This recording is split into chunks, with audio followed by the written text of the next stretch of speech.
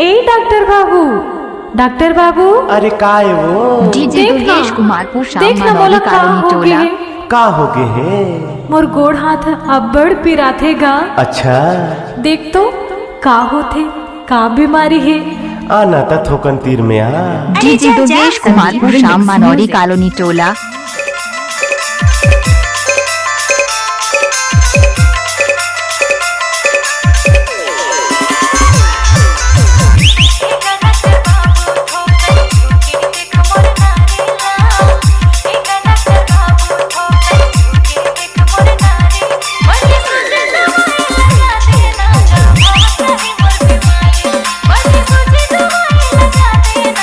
DJ Durgesh Kumar Pusham Manori colony Tola.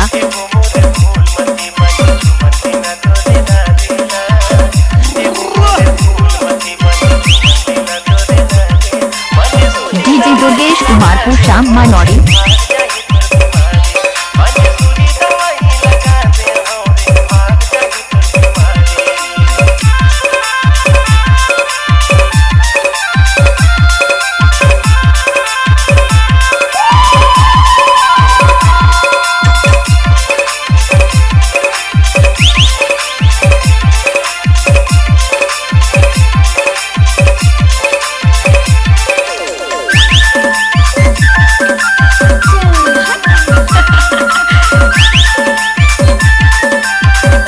DJ Durgesh Kumar Pusham Manori colony Tola.